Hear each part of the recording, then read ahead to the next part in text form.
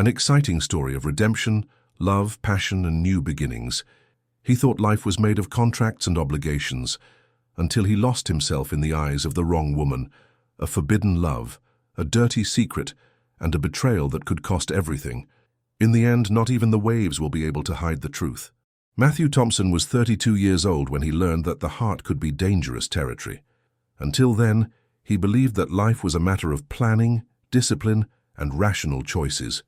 Since childhood, he had grown up hearing that Thompsons did not allow themselves to be carried away by impulses. They were a respected legal dynasty in New York City, with offices extending throughout the entire East Coast, and Matthew was the heir destined to perpetuate the tradition of excellence and sobriety that had defined the family for 3 generations. The building that housed the main office was in the financial district, a tower of glass and steel that reflected New York's gray sky like a cold mirror. On the 32nd floor, Matthew commanded a team of 40 attorneys, all impeccably dressed, all aware that every word carried weight. Every gesture could determine the fate of fortunes or reputations. He himself was an extension of that environment. Tailored suit, discreet tie, always well-groomed hair, a controlled smile that knew when to appear and when to disappear. His mother, Eleanor Thompson, used to say that true elegance was in self-control. "Passions are for fools, Matthew," she would repeat during formal dinners in their Upper East Side mansion, where Baccarat crystal and Limoges porcelain reflected an upbringing built on traditions that should never be questioned. Men like you marry women of lineage, with impeccable family backgrounds. Love is a luxury our class cannot afford. That's why he had been engaged to Victoria Grant for 2 years. She was everything expected of a future Mrs. Thompson, daughter of Jonathan Grant, senior partner at another prestigious firm, Columbia Business School graduate, with a specialization in international relations from Oxford, fluent in 4 languages, and possessor of a cold, calculated beauty that impressed in the society pages of New York Magazine. Victoria wore Chanel and Hermès like armor, talked about art with encyclopedic knowledge, and never showed excessive emotions. The wedding was scheduled for December at St. Patrick's Cathedral, followed by a reception at the Plaza Hotel for 400 carefully selected guests.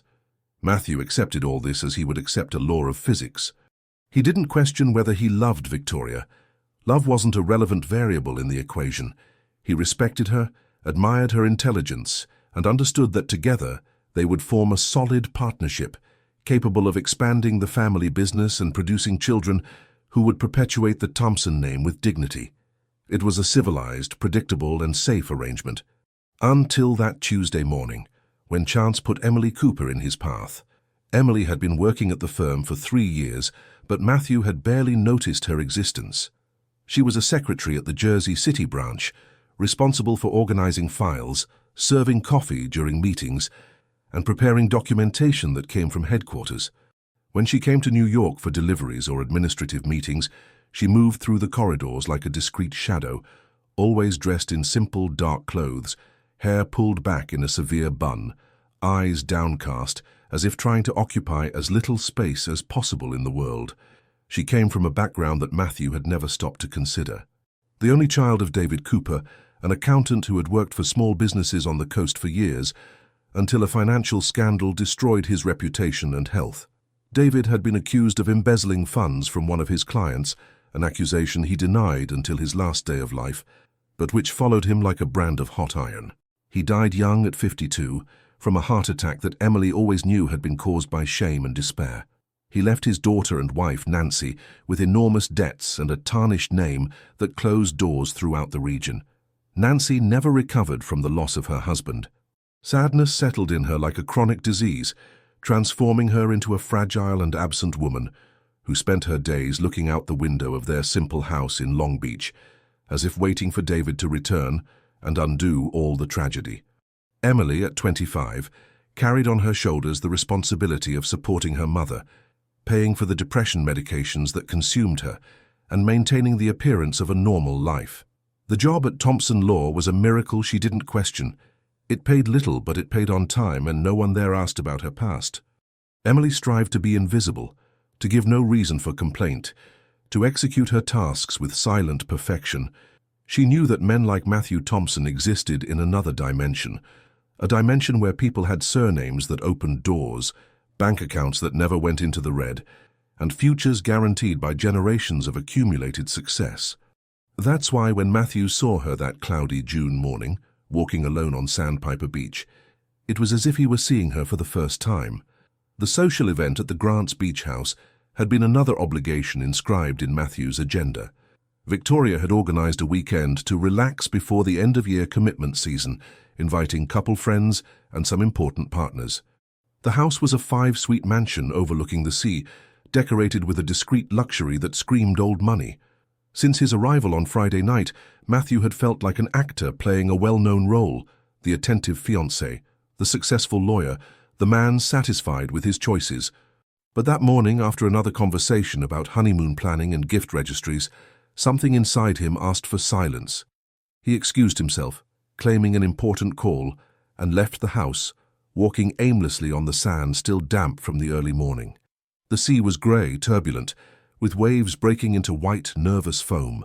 The wind carried the smell of salt and seaweed, a primitive perfume that contrasted with the French aromas that permeated his daily life. That's when he saw her. Emily was walking at the water's edge, barefoot, wearing a simple white dress that the wind pressed against her body, revealing a silhouette that Matthew had never imagined existed beneath the austere clothes she wore at the office. Her hair was loose, falling in brown waves over her shoulders, and her skin had a golden glow that spoke of entire afternoons, sunbathing on a beach not frequented by wealthy tourists. But what impressed Matthew most was the expression on her face. Emily looked at the horizon with an intensity he had never seen before. It wasn't the look of someone admiring the landscape, but of someone searching for something specific on the line where the sky meets the sea.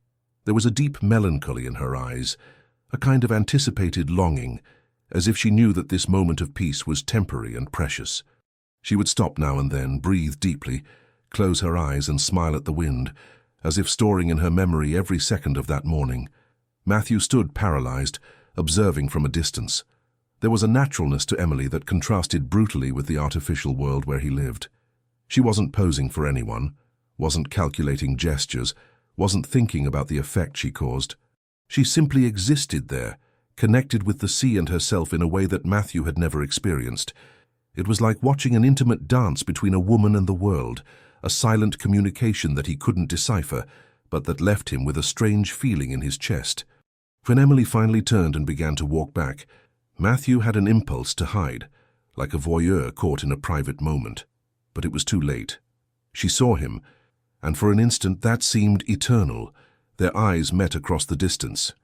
Emily stopped, surprised, brought her hand to her chest in an instinctive gesture of protection. Matthew raised his hand in a hesitant greeting, and she, after a second of hesitation, waved back before quickening her pace and disappearing along the trail that led to town. Matthew remained there for a few more minutes, trying to understand what had just happened. It wasn't just a casual encounter, but a revelation. Emily Cooper, the invisible secretary, was a woman of devastating beauty when away from the office gazes. More than that, there was a depth in her eyes that spoke of painful experiences, of a life lived with intensity despite the difficulties, or perhaps because of them. When he returned to the Grants house, Victoria asked where he had been. Matthew lied, said he had received an urgent call from a client. She accepted the explanation without interest, returning to the conversation about the wedding catering. But throughout lunch, Matthew found himself thinking about the image of Emily walking on the beach, the wind in her hair, the freedom in her movements. The following Monday, he arrived at the office with a new awareness. For the first time in years, he paid attention to the employees, to their faces, to their names. He asked his assistant about the branch office's schedules, specifically about Jersey City. He learned that Emily came to headquarters on Thursdays to deliver reports and participate in administrative meetings. Matthew had never attended these meetings. They were considered minor tasks, delegated to operational managers. But that Thursday, he decided to show up. The meeting room on the 18th floor was smaller, simpler than the environments where Matthew usually worked. When he arrived, he found 6 employees sitting around an oval table, including Emily. She was in her usual work uniform, white blouse, black skirt, hair tied back, discreet makeup. But Matthew now knew what lay beneath that disguise of invisibility. Emily greeted him with a formal reverence. "Good morning, Mr. Thompson," avoiding looking directly into his eyes. Matthew responded with a nod, took his place at the head of the table, and tried to concentrate on the financial reports being presented, but his attention was divided between the numbers and the way Emily moved her hands when she talked about organizing the branch files, or the way she bit her lower lip when concentrating on a complex explanation. During the coffee break, Matthew approached her. "You live in Jersey City?" he asked, trying to sound casual. Emily hesitated before answering. "In Long Beach, sir, but I work in Jersey City." "It must be nice to live near the sea," he continued. "I saw you on the beach last weekend. Do you like to walk in the morning?"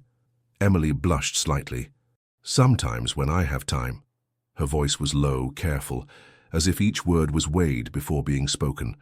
Matthew wanted to prolong the conversation, ask more questions, discover what was behind those eyes that held secrets.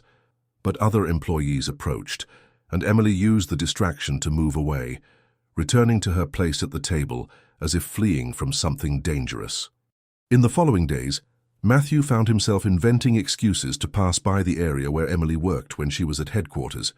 He discovered that she always arrived 15 minutes before schedule, that she ate lunch alone in a nearby plaza, reading books that she quickly hid when someone approached. He discovered that she was respected by colleagues, that she executed her tasks with almost obsessive precision, and that she never participated in the casual conversations about personal life that animated the breaks. It was Carl Martinez, the administrative manager from Jersey City, who provided the first concrete information about Emily's past. Carl had worked in the region for 15 years and knew David Cooper's story. "An honest man," he said, when Matthew, disguising his interest, asked about the branch employees. "His daughter is an exemplary employee, never caused any problems, but she carries a weight on her shoulders that no one should have to carry. What happened to her father was an injustice, but you know how these things are. When the mud sticks, it's hard to clean."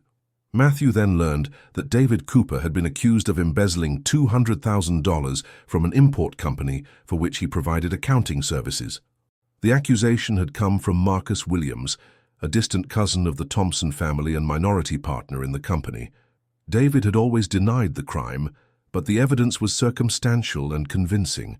He died before he could properly defend himself, and the case was archived.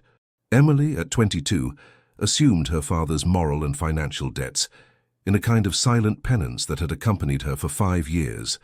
The information bothered Matthew more than it should have. There was something wrong with that story, a disproportion between the accusation and the consequences that destroyed an entire family. But what disturbed him most was the idea of Emily carrying a guilt that wasn't hers, living a diminished life for crimes that might never have been committed. The following Thursday, Matthew arrived at the office earlier and waited for Emily at the elevator. When she appeared, punctual as always, he entered with her and pressed the button for the 18th floor. "Can we talk?" he asked. Emily looked at him in surprise. "Of course, sir. Is there a problem with my work?" "No," Matthew replied quickly. "Nothing like that. I just wanted to get to know you better. You've worked here for 3 years, and I barely know your full name." The conversation took place in his office with the door closed. Matthew served coffee in porcelain cups that cost more than Emily's monthly salary, trying to create an informal environment that contrasted with the obvious formality of the situation. Emily remained tense, sitting on the edge of the armchair, as if ready to flee at any moment. "Tell me about yourself," Matthew asked. "Your family, your life. I want to know the people who work with me." Emily hesitated, carefully choosing her words. She talked about her sick mother, about the responsibility of caring for someone who had lost the will to live. She briefly mentioned her father, like someone touching a still sensitive wound. Matthew realized that she was omitting details, that she was constructing an edited version of her reality, protecting both herself and him from information that could be uncomfortable. "You read a lot," Matthew observed, remembering the books he had seen her hiding. Emily smiled for the first time since entering the room. "Yes, I do. It's an escape, I think." "What kind of books?" "Romance, mostly. Stories where people manage to overcome their problems and find happiness." There was a bitter irony in her voice, as if she knew that real life rarely imitated literature. The conversation lasted 40 minutes, and Matthew learned more about courage and dignity than in years of socializing with people of his class. Emily spoke about financial difficulties without self-pity, about family responsibilities without resentment, about limited expectations with an acceptance that was both impressive and tragic. When she finally stood up to leave, Matthew felt an impulse to ask her to stay, to prolong that moment of genuine connection that contrasted with the empty conversations that filled his days. "Emily," he called when she was already at the door, "if you ever need anything, you can count on me." She turned, and for an instant, Matthew saw something different in her eyes. Not gratitude, but a kind of sadness that seemed to say that offers like that were too dangerous to be accepted. After she left, Matthew remained alone in his office, looking out the window at the New York buildings stretching to the horizon like a forest of concrete and glass. For the first time in years, that world seemed small to him, artificial, built on conventions he had never questioned. He thought of Victoria, who at that moment was in her interior design office, choosing fabrics for the house they would share after the wedding. He thought about the conversation they had the night before, about the wedding gift list, and about plans for the honeymoon in Paris. Correct, predictable conversations empty of any real emotion. And he thought of Emily, returning to Long Beach on the train that made the journey between Jersey City and New York, carrying her simple bag and her secrets, returning to a house where a sick mother waited for someone to pay the bills and keep the world functioning. That night, Matthew had a dream that disturbed him. He dreamed that he was on Sandpiper Beach, but this time Emily wasn't walking alone. She was being pursued by a faceless shadow that gained ground with each step. Matthew ran to help her, but his legs felt like lead, and no matter how hard he tried, the distance between them only increased. He woke up with his heart racing, sweaty, with a sense of urgency he couldn't explain. It was then that he began to notice the signs. The following Thursday, Emily arrived at headquarters with a discreet bandage on her wrist. When Matthew asked what had happened, she said it was a domestic accident, a piece of glass. But there was something in her eyes that didn't match the casual explanation. A week later, she appeared with an even more tense expression, constantly looking around as if expecting to see someone who shouldn't be there. Matthew began to pay attention to details that previously went unnoticed. The way Emily compulsively checked her cell phone, the way she startled when someone approached from behind, the way she avoided being alone in the corridors or elevators. Small signs that in isolation could be coincidence, but together formed a disturbing pattern. It was Carl Martinez who confirmed his suspicions. "Emily's been acting strange," he commented, in a casual conversation about the Jersey City branch. "She asked to change her departure time, said she prefers to leave with the cleaning staff. And there was once when I saw her talking to a weird guy in the parking lot. Big guy, mean-looking. When I asked if everything was okay, she said he was an acquaintance from the neighborhood." Matthew felt an anger he couldn't explain. The idea of someone bothering Emily, of someone making her feel unsafe, awakened in him a protective instinct that he had never experienced. He began to invent reasons to visit the Jersey City branch, always finding a professional excuse to justify his presence. He observed discreetly, paid attention to employees, visitors, any suspicious movement. It was during one of these visits that he saw the man, tall, robust, with an unkempt beard, and clothes that tried to look casual but failed to hide a latent aggressiveness. He was standing across the street, staring fixedly at the entrance to the building where the branch operated. Matthew observed for 20 minutes, and the man didn't move, as if he was waiting for something or someone specific. When Emily left the building at the end of the workday, the man began to follow her at a calculated distance. Matthew, taken by an impulse that he didn't stop to analyze, got out of his car and followed them on foot, keeping far enough away not to be noticed. The man followed Emily to the train station, but didn't board. He stayed on the platform until the train departed, then made a call on his cell phone and left. That night, Matthew couldn't sleep. He stayed awake thinking about Emily alone on the train, returning to a house where she might not feel safe, carrying fears that she couldn't share with anyone. For the first time in his life, the social distance that he had always considered natural seemed like a cruel and arbitrary barrier. He had resources, power, influence, everything Emily needed to protect herself. But he didn't have the right to offer them, not really. He was engaged to another woman, belonged to a world where people like Emily were invisible, and any attempt to help her would be interpreted as inappropriate interest. But when he closed his eyes, he saw her again walking on the beach, free and luminous like a woman who deserved much more than the fear and loneliness that seemed to define her. And he knew that, regardless of the consequences, he couldn't pretend he hadn't seen her.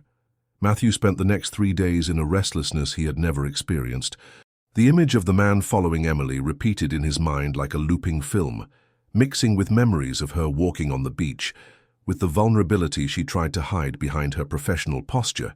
For the first time in years, the social commitments that filled his agenda seemed like irritating obstacles between him and something that really mattered.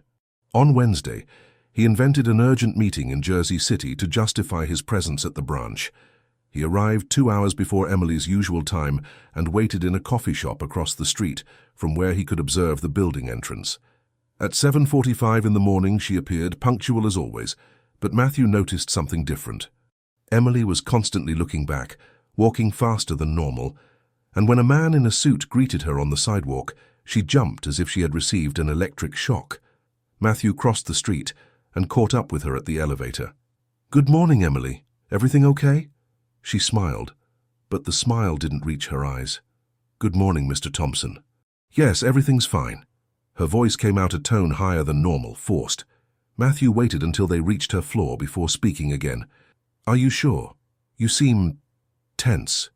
Emily hesitated, as if weighing whether she could trust him. "It's just that sometimes I feel like someone is watching me." "Silly of me, I know." "It's not silly," Matthew responded with more firmness than he intended. "If you feel something is wrong, it probably is. Have you thought about going to the police?" She shook her head quickly. "I can't. I don't have proof of anything, and it's complicated." The conversation was interrupted by the arrival of other employees, but Matthew realized that he had broken a barrier. Emily had looked at him with an expression of someone who was testing if she could trust him, if he was someone worth believing in. The discovery that she was really in danger, and not just being paranoid, awakened in Matthew a determination that he didn't know he possessed. During the morning, he discreetly observed the movements on the street.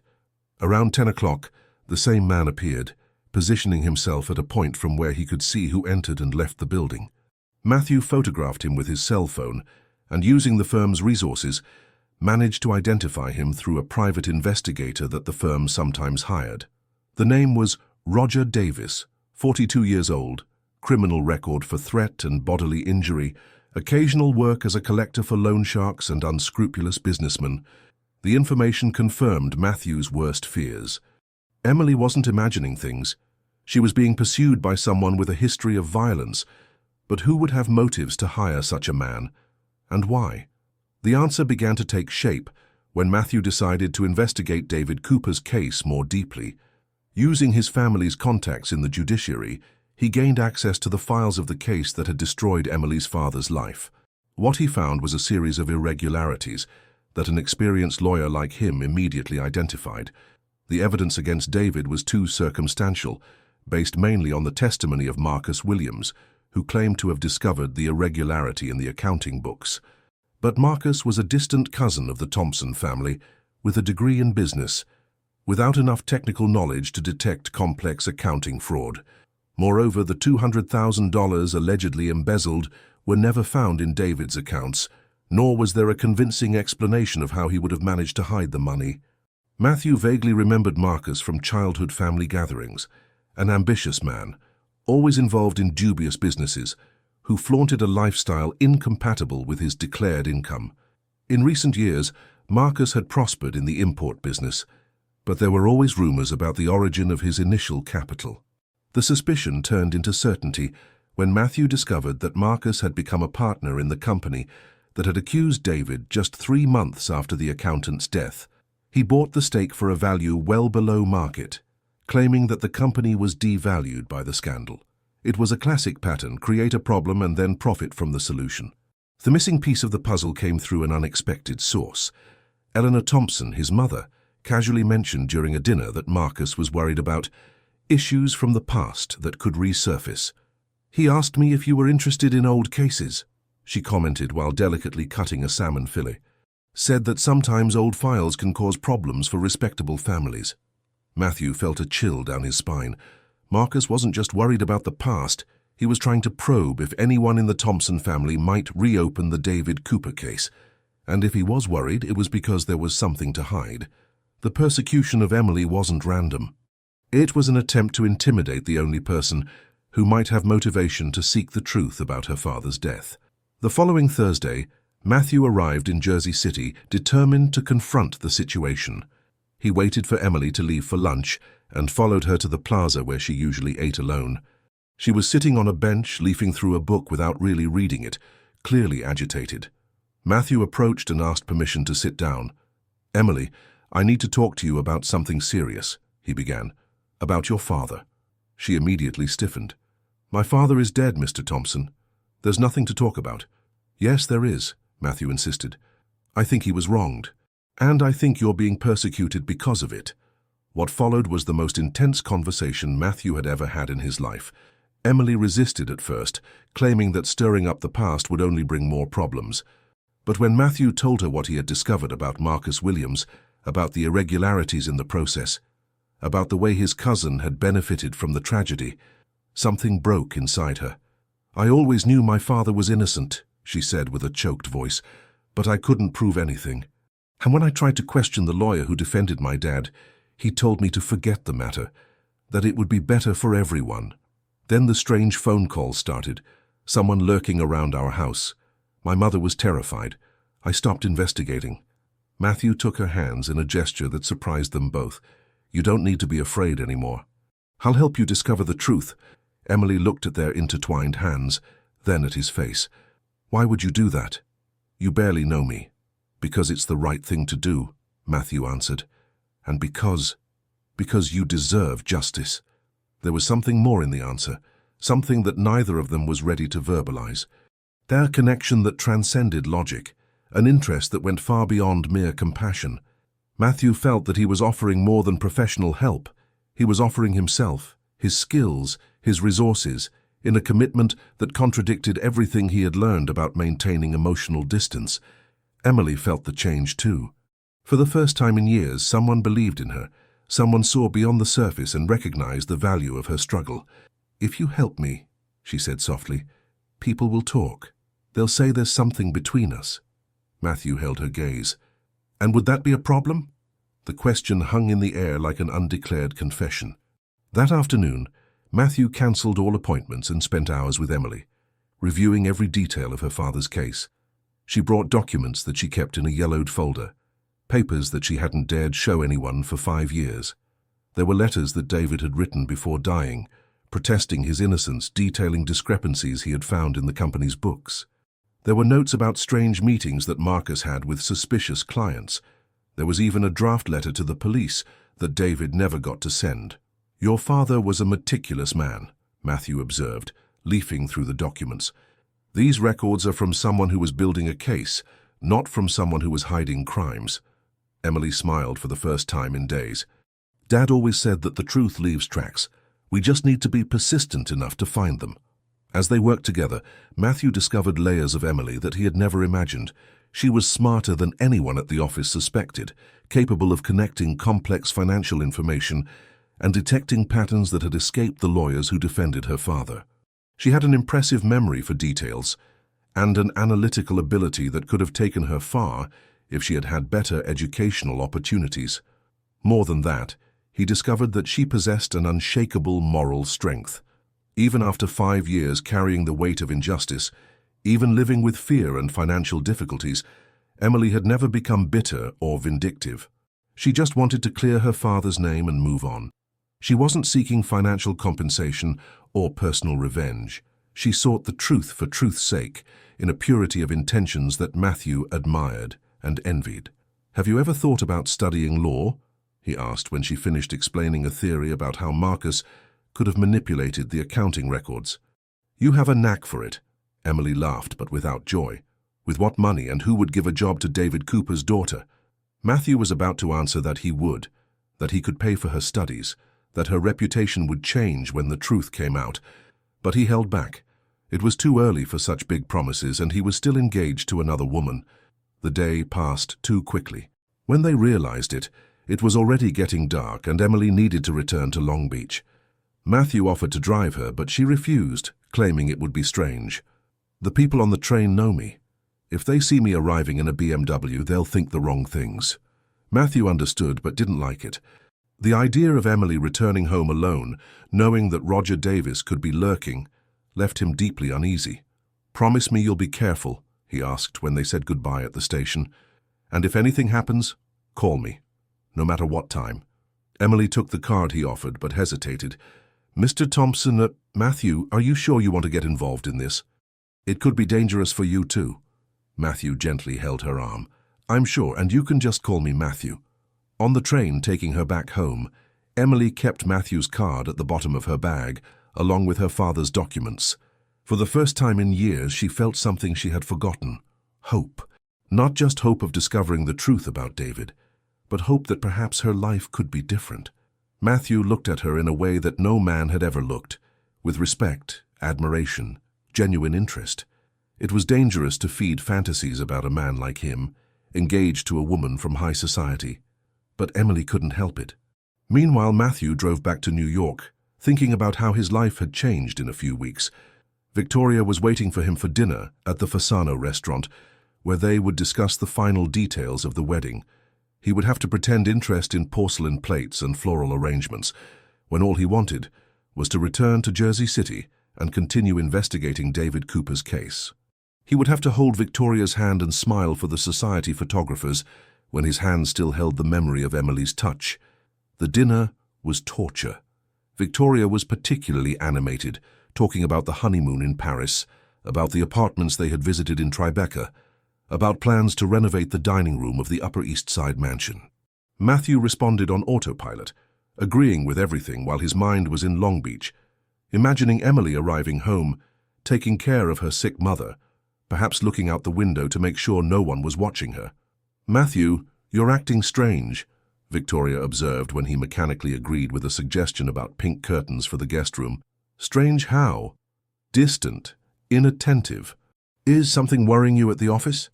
Matthew invented an excuse about a complex case that was requiring a lot of concentration. Victoria accepted the explanation, but he realized that she was beginning to notice his emotional absence.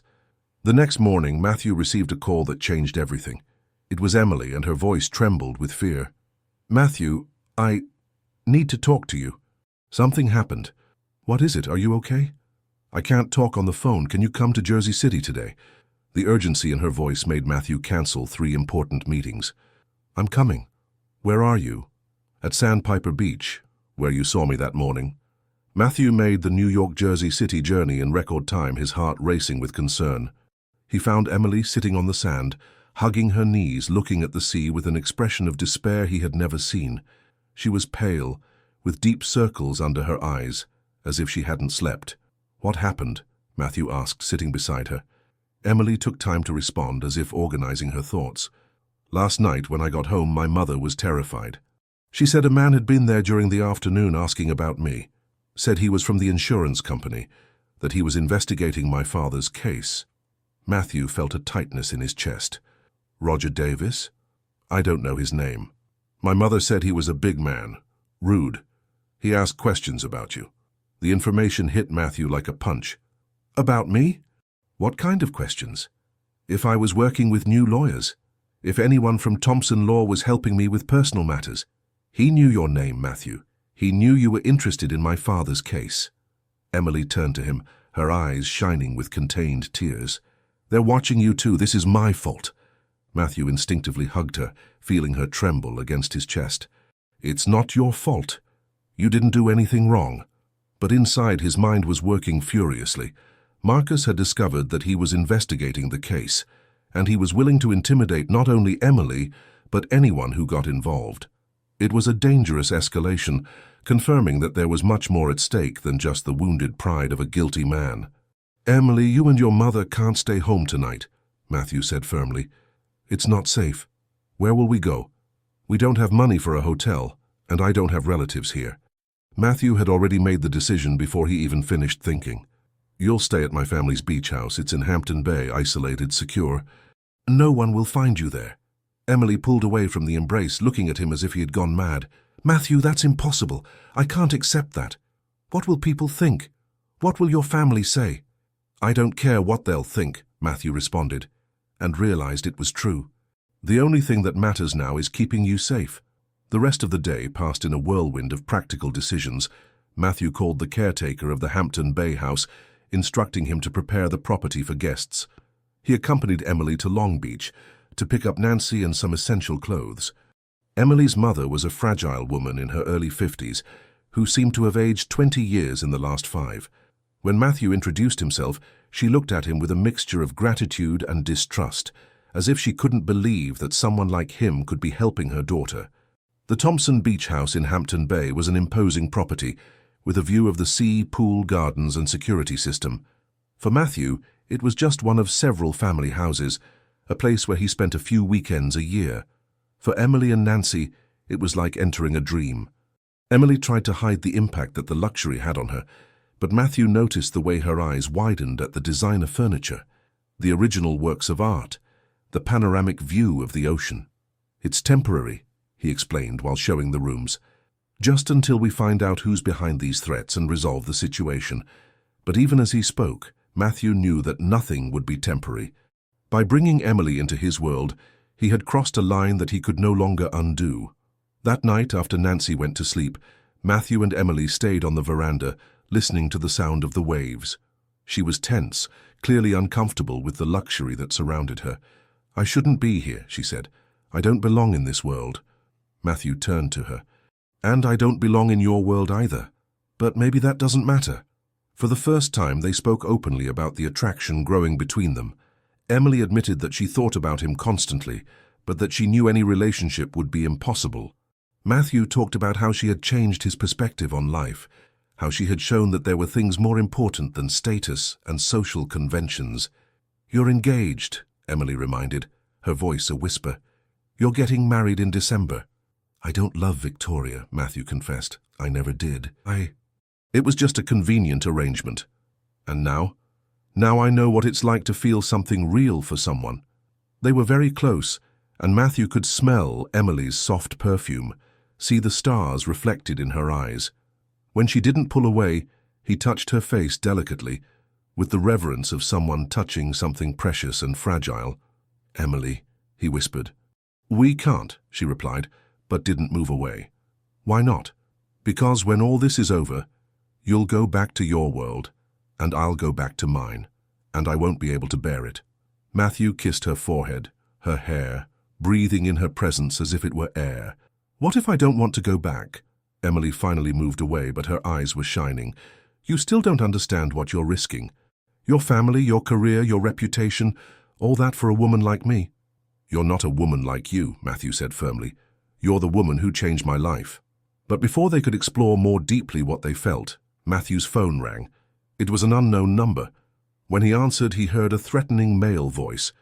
"Mr. Thompson, you're meddling where you shouldn't. It would be better to stop while there's still time." The call ended before Matthew could respond. Emily had heard enough to understand. "They know where we are," she said, the fear returning to her eyes. Matthew hugged her, feeling his responsibility for her well-being as a physical weight. "They won't find us here. But tomorrow I'm going to end this once and for all." "How?" "I'm going to confront Marcus directly. It's time to put the cards on the table." Emily held his arm. "It's dangerous. He won't admit anything, and he might do something worse." Matthew looked at her, at the fear in her eyes, at the courage she demonstrated even while terrified. "Then we'll have to be smarter than him." That night Matthew could barely sleep. He was at a crossroads that would define the rest of his life. On one side, the safety of everything he had always known, his social position, his engagement, his predictable career. On the other side, Emily, and with her, a life that could be authentic, passionate, but also uncertain and dangerous. When dawn broke, Matthew had already made his decision, not just about how to confront Marcus, but about what he really wanted for his life. And as he watched Emily in the kitchen, preparing coffee for her mother with delicate and loving movements, he knew there was no turning back. Matthew woke before dawn with the determination of someone who had made an irrevocable decision. The plan he had formed during his sleepless night was audacious and dangerous, but it was the only way to protect Emily and discover the whole truth about Marcus Williams. While preparing coffee in the quiet kitchen of the beach house, he heard footsteps behind him. It was Emily, still in her nightgown, hair disheveled from sleep, but her eyes alert and concerned. "Couldn't sleep either?" she asked, approaching. Matthew shook his head, serving 2 cups of the strong coffee he had learned to make in his college days, before the life of privilege surrounded him with employees for everything. "I've been thinking about what we're going to do today." Emily leaned on the counter next to him, their arms lightly touching. "Matthew, I saw you from my bedroom window. You were on the veranda all night looking at the sea. Are you afraid?" The question was simple but carried an intimacy that Matthew had never experienced with Victoria. Emily had known him for just a few weeks, but she could already read his emotions with a precision that frightened and comforted him at the same time. "I'm not afraid of Marcus," he replied. "I'm afraid of not being able to protect you." Emily held his hand, intertwining their fingers. "And I'm afraid that you'll regret all this, that when you look back, you'll see that you lost everything because of a woman who wasn't worth it." Matthew turned to her, placing his hands on her face. "Emily, look at me. Do you think I would do all this if I wasn't sure? Do you think I would abandon an entire life of conventions if I didn't know I had found something much more valuable?" She closed her eyes, resting her face in his hands. "I just never imagined I could be loved by someone like you, and I'm afraid I won't know how to return that love." The kiss happened naturally, unhurried, as if it were the most natural thing in the world. Matthew tasted the coffee on Emily's lips, the softness of her skin, the tremor in her hands when she held his face. It was different from any kiss he had ever given. There was no sexual urgency, but a deep tenderness, a silent promise that, regardless of what happened, they would face it together. When they separated, Matthew pressed his forehead against hers. "I'm going to resolve this today, Emily, and when it's all over, we can be free." "How?" "I'm going to make Marcus confess, and I'm going to make sure he can never threaten you or your family again." The plan that Matthew had devised was ingenious, but it depended on Marcus Williams' vanity and arrogance. He knew his cousin well enough to know that Marcus wouldn't resist the opportunity to boast about his cleverness, especially if he believed he was in a position of advantage. Matthew called Marcus, scheduling a meeting to discuss important family matters at the import company office at 2 in the afternoon. Before departing, Matthew carefully prepared his strategy. He installed a recording app on his cell phone, tested the audio quality, and prepared a folder with copies of the documents Emily had kept from her father. He also made 2 important calls, one to Carl Martinez, asking him to keep discreet surveillance on Roger Davis, and another to a private investigator, requesting that he document all of Marcus's movements in recent weeks. Emily insisted on accompanying him to Jersey City, despite Matthew's protests about security. "I'm not going to stay here waiting while you fix my life," she said, with a firmness that admitted no discussion. "My father died fighting for his honor. I also have the right to fight for his." Matthew realized that trying to dissuade her would be useless and secretly admired her courage. Nancy remained at the Hampton Bay house, under the care of the caretaker, whom Matthew instructed not to let her leave or receive visitors.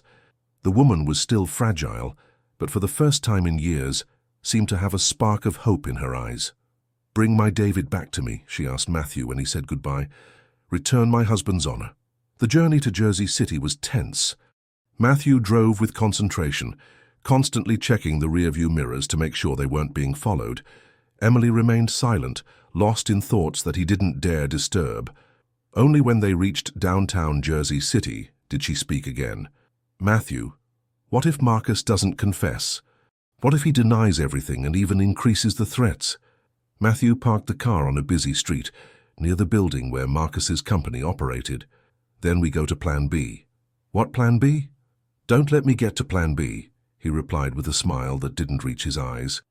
Marcus's office was on the 10th floor of a commercial building in the historic center of Jersey City.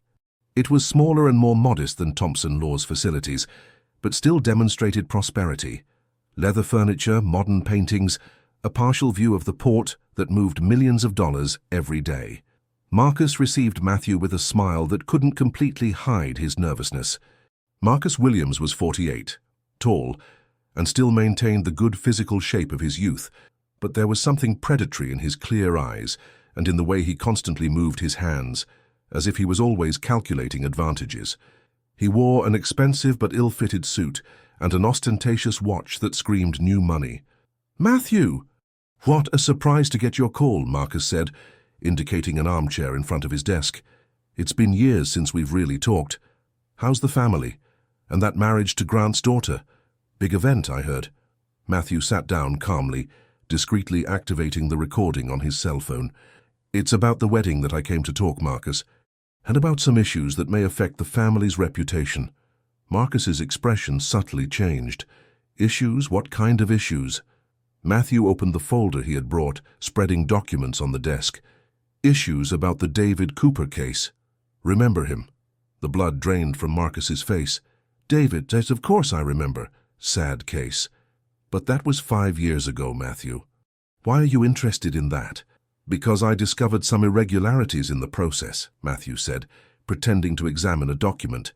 Things that may compromise not only you, but the entire Thompson family, if they come to light before my wedding. Marcus leaned forward, trying to see the papers. What kind of irregularities? Matthew knew he had hit the target. Marcus wasn't denying involvement. He was concerned about what Matthew had discovered. You want to know the truth, cousin. I know David Cooper was innocent. I know you forged the evidence against him, and I know you used his tragedy to take control of the company.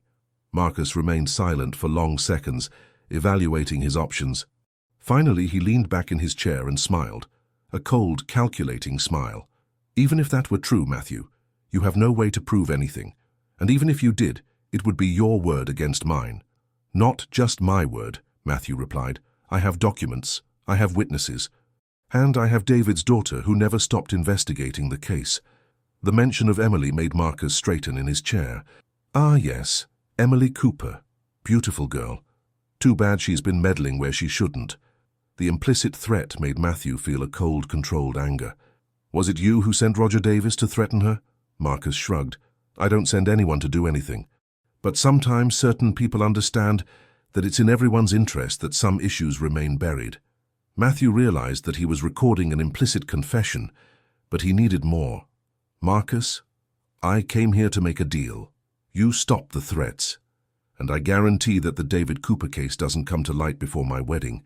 I can't afford family scandals right now. Marcus visibly relaxed. He believed that Matthew was there to negotiate silence, not to seek justice. Now you're speaking my language, cousin. I always knew you were smart. Business is business, and family is family. What exactly happened? Matthew asked. I want to know, and I want guarantees that Emily and her family will be safe. Marcus got up, serving 2 glasses of whiskey from an expensive bottle. David was indeed an honest man, Matthew. That's why he was dangerous. He discovered things about my business that could have caused me serious problems. Matthew accepted the glass but didn't drink. What kind of things? Oh, you know how it is. Importing is a complex business. Sometimes you need to be creative with documentation. David accidentally came across some irregularities in the books. I tried to talk to him, offer him a share of the profits, but the man was stubborn. He threatened to report me. So you incriminated him first. It was self-defense, actually. I needed time to clean up the irregularities, and David wouldn't give me that time. So I planted some evidence, made it look like he was embezzling money. The plan was to let things cool down, and then withdraw the accusations. But the idiot had a heart attack before I could do that. Matthew could hardly believe the coldness with which Marcus described the destruction of an entire family. And the $200,000 he supposedly embezzled? Marcus laughed. They never existed, of course. They were just numbers on paper, but enough to convince an inexperienced prosecutor. And then you bought a stake in the company for a pittance. Business is business, Matthew. The company was devalued by the controversy. I just took advantage of an opportunity. Matthew had what he needed. The confession was recorded, detailed, undeniable. But as he prepared to end the conversation, Marcus asked a question that changed everything. By the way, where is Emily now? Roger mentioned that she disappeared from home yesterday. Matthew kept his expression neutral. How would I know? You said she was meddling where she shouldn't. Maybe she got scared and decided to leave town. Marcus studied him with clever eyes. You know, Matthew, when you called today, I thought it was strange. Why would a Thompson be interested in the case of a dead accountant? Then I remembered that Roger mentioned having seen you talking to her at the office. And last night, when I sent someone to check if she was at home, the house was empty. Interesting coincidence. Matthew realized that he had underestimated Marcus's intelligence. I don't know what you're insinuating. I'm insinuating that perhaps you didn't come here to make a deal. Perhaps you came to conduct an investigation. And if that's the case, Marcus stood up, walking to the window. I have bad news for you, cousin. It was then that Matthew saw Roger Davis on the street, standing in front of the building, talking on his cell phone, and he realized that he had fallen into a trap. You knew I would come, Matthew said, no longer pretending. Of course I knew. You're very predictable, Matthew. The noble lawyer wanting to save the damsel in distress. Very romantic, but not very practical. Marcus returned to the desk, his smile now openly threatening. The question now is, what are we going to do with you? Matthew remained calm, calculating his options. If anything happens to me, my family will investigate. You won't be able to cover this up. Who said anything will happen to you? You'll simply understand that it's better to forget this whole story and go on with your life. You'll marry Victoria, you'll take over your father's firm, and you'll live happily ever after. And Emily, well, Emily will learn not to mess with things that aren't her business. The explicit threat to Emily made Matthew rise abruptly. If you lay a finger on her, you'll what, Matthew? Sue me? Report me. With what evidence? All we have here is a conversation between cousins, where I can claim I was just making up stories to impress. Matthew realized that Marcus was right. Even with the recording, it would be difficult to prove that he wasn't lying or exaggerating. He needed physical evidence, documents, something concrete. What do you want, Marcus? I want you to stop investigating the past. I want you to tell Emily to forget her father and move on with her life. And I want guarantees that this will never be a problem again. And if I refuse, then you two will discover that Jersey City can be a very dangerous city. Accidents happen, Matthew, especially to people who don't know how to swim very well. Matthew felt a chill down his spine. Marcus wasn't just threatening, he was promising, and he had resources and contacts to fulfill his promises. But then he remembered something Emily had said about her father. The truth leaves tracks. We just need to be persistent enough to find them. All right, Marcus, you win. I'll stop the investigation, and I'll convince Emily to do the same. Marcus smiled, extending his hand. I knew you were intelligent, cousin. Business is business, and family is family. Matthew shook his hand, but didn't return the smile. I just need a few days to organize everything, to convince Emily and ensure she won't seek other lawyers. Of course, but not too many days, Matthew. My patience has limits. When Matthew left the building, he was trembling with anger and adrenaline. Roger Davis followed him with his eyes, but made no movement. Matthew reached the car where Emily was waiting and got in quickly. How was it? She asked, noting his agitation. He confessed everything, Matthew replied, starting the engine. But the situation is worse than we imagined. During the journey back to Hampton Bay, Matthew told Emily everything that had happened in the meeting. She listened in silence, going pale when he repeated Marcus's threats. So we can't do anything? She asked when he finished. We have to accept that my father died unjustly and that Marcus will continue free. No, Matthew said with determination. We have to be smarter. Marcus confessed because he believes we have no way to prove anything, but he made a mistake. What mistake? He still has the evidence he planted against your father. Forged documents, altered records. He probably kept everything as insurance, in case he needed to use it against other people in the future. Matthew explained his new plan as they drove along the highway that skirted the coast. It was risky and depended on many variables, but it was the only chance they had to get concrete evidence against Marcus. We'll need to enter his office at night and find those documents. Emily looked at him as if he had gone mad. Matthew, that's breaking and entering. If we're caught, we won't be caught. And even if we are, it's better than living the rest of our lives in fear. Emily was silent for a few minutes, absorbing what Matthew was proposing. And if we don't find anything, then at least we tried. And I have the recording of his confession as a backup plan. When they arrived at the Hampton Bay house, they found Nancy very agitated. The caretaker explained that she had received an anonymous call an hour before. The person said they knew where she was, and that she better convince her daughter to stop causing problems, he reported. Nancy was trembling, clearly terrified. Matthew realized that Marcus was tightening the noose. The threats were no longer veiled. They were explicit and directed. We can't stay here anymore, he said to Emily. "Marcus has discovered where you are. Where will we go?" "To New York, to my apartment. It's safer, has 24-hour security system." Emily hesitated. "Matthew, if I go to your apartment, in a few days the whole city will know, and your fiancé." Matthew paused, realizing that he had reached the moment of final decision. "I'm going to break up with Victoria. I should have done it weeks ago." The decision was made naturally, as if it were the only logical option. Matthew called Victoria, setting up a meeting for that night at her apartment. He said they needed to talk about something important. Emily tried to dissuade him. "Don't do this because of me, Matthew. When this situation with Marcus is resolved, you might regret it." Matthew held her hands, looking into her eyes. "Emily, I was going to break up with Victoria anyway. What I feel for you just showed me that it was impossible to marry without love. I can no longer pretend that that life satisfies me." That afternoon, as they quickly packed to leave for New York, Matthew and Emily talked about what would happen next. "When we get the evidence against Marcus and resolve this situation, what will we do?" she asked. "We'll be free to live our story," Matthew replied. "It won't be easy. My family will be furious, society will talk, we'll face prejudice. But we'll face it together."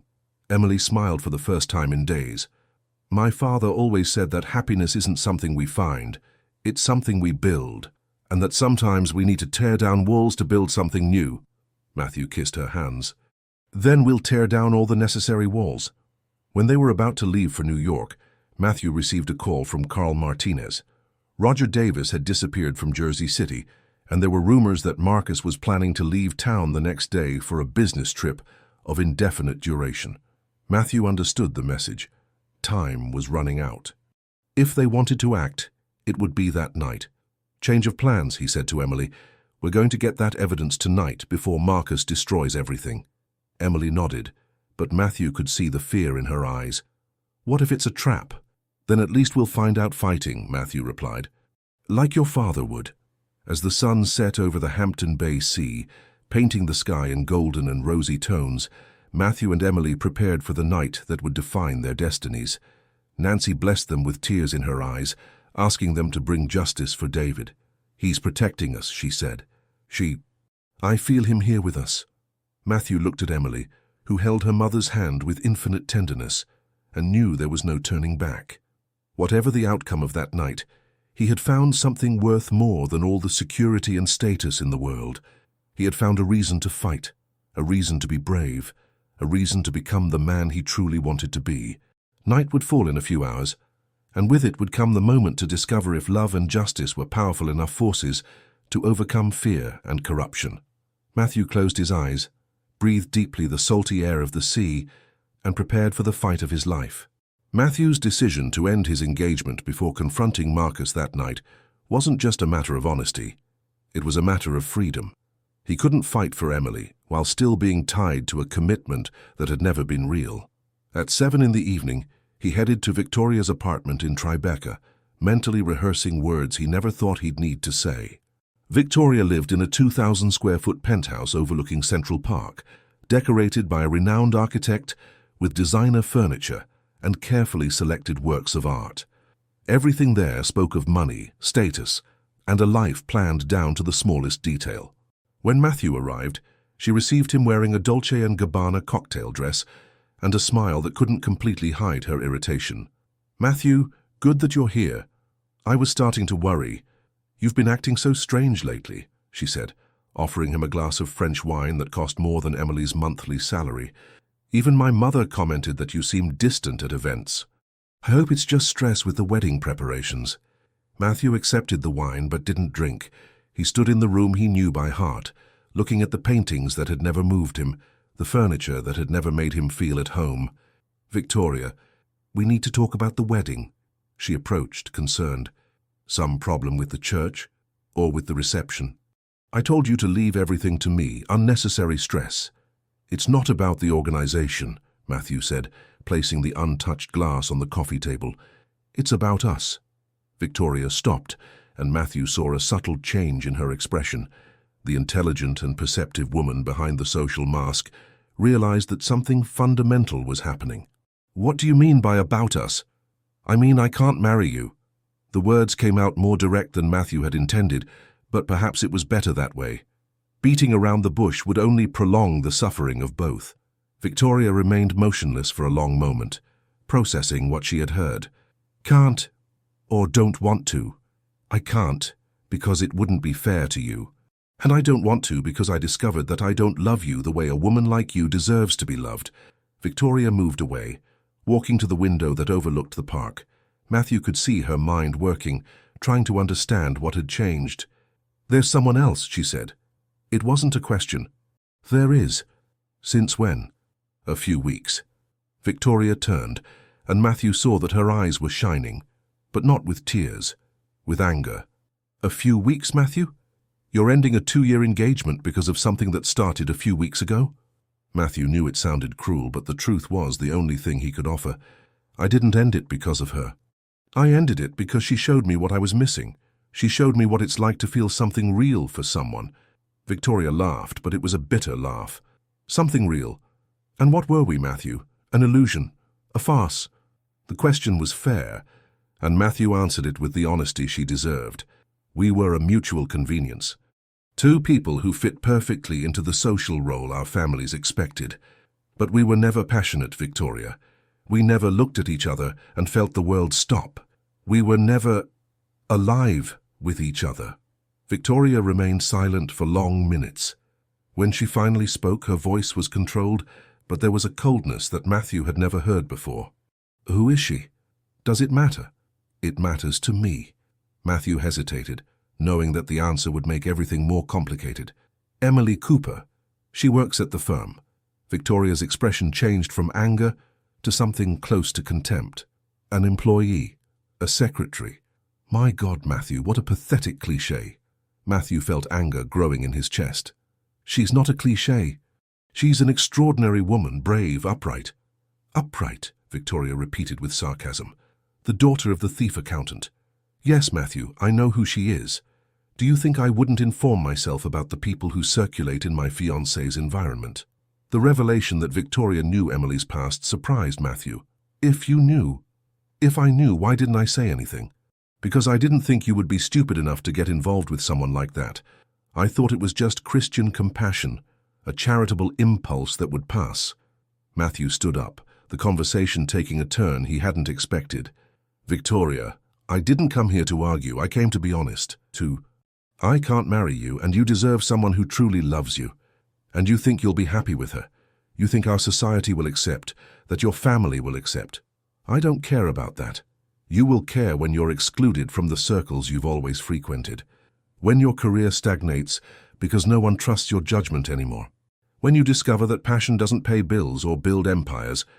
Matthew took the engagement ring that was in his pocket. He had taken it from home before meeting with Marcus. He placed it on the table. I'm sorry, Victoria.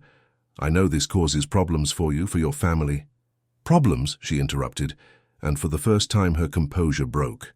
Matthew, do you have any idea of the humiliation this represents? The invitations have already been sent. The preparations are ready. How am I going to explain to 400 people that I was exchanged for a woman I love? Matthew completed firmly. That's what you'll say. That your ex-fiancé preferred to follow his heart instead of following conventions. Victoria took a deep breath, composing herself. When she spoke again, her voice was dangerously calm. You'll regret this, Matthew. And when that happens, when she shows who she really is, when you realize you were used by a clever opportunist, don't come looking for me. Because I'll never forget this humiliation. Matthew nodded. That's fair, I understand your anger. No, you don't understand, but you will. Matthew left Victoria's apartment with a feeling of relief mixed with apprehension. He had burned an important bridge, and he knew the consequences would be severe. Victoria wasn't a woman to accept humiliations in silence, and the Grant family had enough influence to make his professional life complicated. But for the first time in years, he felt he was being honest with himself. When he returned to Hampton Bay, it was almost 10 at night. Emily was waiting for him on the veranda wearing a simple dark dress she had brought for the night operation. Matthew quickly told her how the meeting with Victoria had gone, omitting only the crueler comments she had made about Emily. How do you feel? Emily asked. Free, Matthew replied. Scared, but free. Emily held his hand. Are you sure you won't regret it?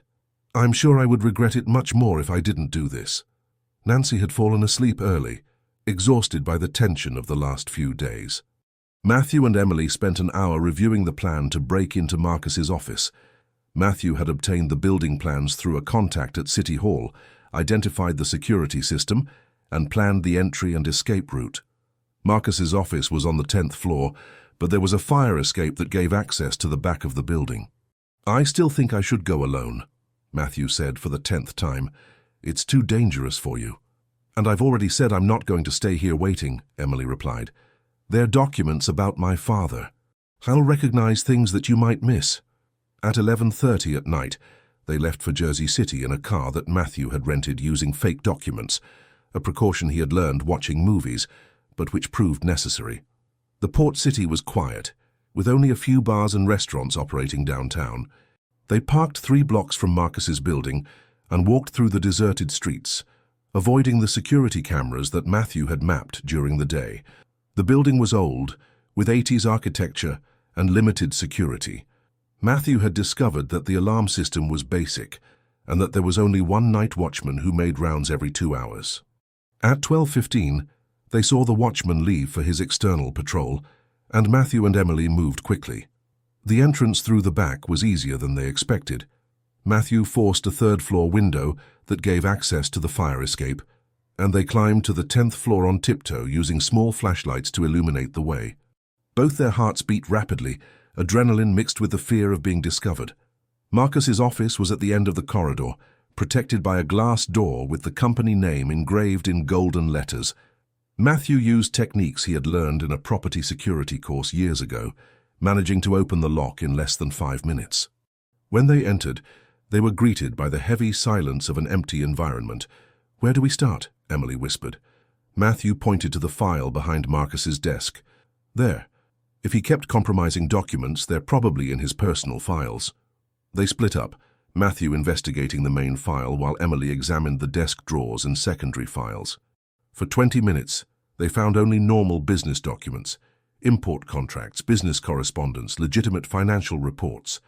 Matthew began to fear that Marcus had been smarter than he imagined, keeping incriminating evidence in a more secure location. But then Emily called him softly. "Matthew, look at this." She had found a folder hidden behind other documents in the lower drawer of the file cabinet. Inside were papers that made Matthew's blood freeze. They were original documents from the accounting books of the company where David Cooper worked, but with handwritten notes showing where and how the alterations had been made. There were also drafts of emails that Marcus had sent to accomplices, detailing how to create false evidence against David. Even more impressive was a kind of diary that Marcus kept, recording all the steps of his operation to incriminate David. It was as if he had documented his own crimes, perhaps out of vanity, or as insurance against possible betrayals by accomplices. "Why would he keep this?" Emily whispered, leafing through pages that detailed how her father had been destroyed. "Because men like him believe they're untouchable," Matthew replied. "And because this evidence can be used to blackmail others involved." It was exactly what they needed. Physical, incontestable evidence that would show not only David's innocence, but also Marcus's guilt. Matthew began to photograph each document with his cell phone when they heard a noise in the corridor. Footsteps. Someone was coming up the stairs. Matthew and Emily looked at each other, the momentary panic giving way to the training they had done. Quickly, Emily put the original documents in her bag while Matthew finished photographing the last pages. The footsteps were closer now and voices could be heard. "I'm sure I saw light up here," said a voice that Matthew recognized as Roger Davis. "You think they were stupid enough to try this?" replied another voice, Marcus. Matthew realized they had fallen into another trap. Marcus had expected them to try to invade the office and had prepared an ambush. But fortunately, they already had what they needed. Matthew indicated the fire escape to Emily, and they began to move toward the exit. They managed to reach the window when they heard the office door being opened. "They were here," Marcus's voice echoed through the corridor. "The file is messed up." Matthew and Emily descended the fire escape as silently as possible, but when they reached the 6th floor, they heard shouts coming from above. "There, on the fire escape!" Roger had seen them from the window. Matthew held Emily's hand and they began to run down, no longer worrying about the noise. They heard footsteps behind them, Voices shouting, but they didn't stop to look. They reached the ground floor and ran through the deserted streets of Jersey City as if their lives depended on it, and perhaps they really did. Matthew had parked the car in a strategic position, and they managed to reach it before being caught. As he drove at high speed through the empty streets, Matthew could see another car following them in the rearview mirror. "They're behind us," Emily said, looking through the rear window. Matthew accelerated, using his knowledge of Jersey City streets to try to lose them. The chase lasted 15 agonizing minutes, with Matthew making sharp turns and using narrow streets where a larger car would have difficulties. Finally, they managed to lose them in an industrial area near the port, where Matthew hid the car between containers and turned off the headlights. They remained in absolute silence for 10 minutes, hearing only the sound of their own accelerated breathing and the distant noise of ships in the port. "We did it," Emily finally said, opening her bag to show the documents. "We have everything we need to prove my father's innocence." Matthew looked at the papers she was holding, then at her face illuminated by the moon that entered through the car windows. "Yes, we did it. But now they know we have the evidence. Marcus won't give up easily. What do we do now?" "Now we go to New York. We'll deliver these documents to the district attorney and ensure they're processed before Marcus can disappear or destroy other evidence." Matthew started the engine again, carefully checking that no one was watching them. During the journey back to Hampton Bay, Matthew and Emily talked about what had happened and what would happen next. The adrenaline from the escape was diminishing, leaving room for cautious euphoria. For the first time in years, Emily felt that justice could be done for her father. "Matthew," she said when they were arriving at the beach house, "thank you for everything. For believing in me, for risking your life, for giving up your security." Matthew stopped the car at the entrance to the property and turned to her. "Emily, you don't need to thank me. You gave me much more than I gave you." "What did I give you?"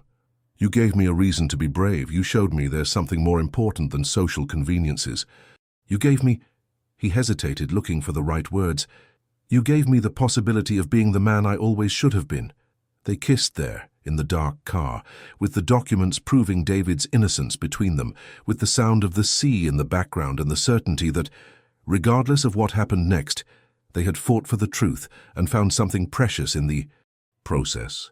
When they entered the house, Nancy was still sleeping, but she woke up with the noise and came running to meet them. "Did you succeed?" she asked, with eyes shining with hope. Emily showed the documents, and Nancy collapsed in tears, holding the papers against her chest as if they were David himself returning home. "Now he can rest in peace," she said. "Now everyone will know that my David was an honorable man." Matthew felt a deep emotion seeing the gratitude and relief of that woman who had suffered so much. He realized that what they had done transcended justice.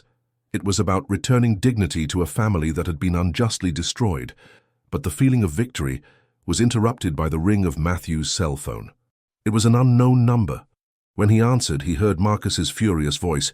"You don't know who you're messing with. This won't end like this." Matthew hung up without responding, but he knew that Marcus was right about one thing. It wasn't over. In fact, it was just beginning. That dawn, as Emily slept in his arms for the first time, Matthew stayed awake, planning the next steps. In the morning, they would go to New York and deliver the evidence to the authorities. But Marcus wouldn't remain passive. Men like him would fight to the end to protect their interests. Matthew looked at Emily asleep, her hair spread across the pillow, the serene expression of someone who had finally found peace. He silently promised that he would do whatever was necessary to protect her and ensure that justice was done. He had discovered that love wasn't just a feeling. It was a force that could move mountains and defeat giants. When the sun rose over the Hampton Bay Sea, painting the sky in golden and rosy tones, Matthew knew he was ready to face any storm that came. He had Emily by his side, had the truth in his hands, and had finally found a cause worth fighting for. The war with Marcus was far from over, but Matthew was no longer afraid. He had learned that some battles are worth any risk, and that true love is the most powerful weapon that exists against injustice and corruption. As he listened to Emily's soft breathing and the sound of the waves outside, Matthew smiled, knowing that regardless of what came next, he had already won the most important battle of all, the battle to become the man he truly wanted to be. Monday morning dawned grey over New York, as if the sky itself sensed the storm that was coming. Matthew woke before Emily, watching her sleep in the first rays of sun that entered through the master suite window of his apartment in Park Avenue.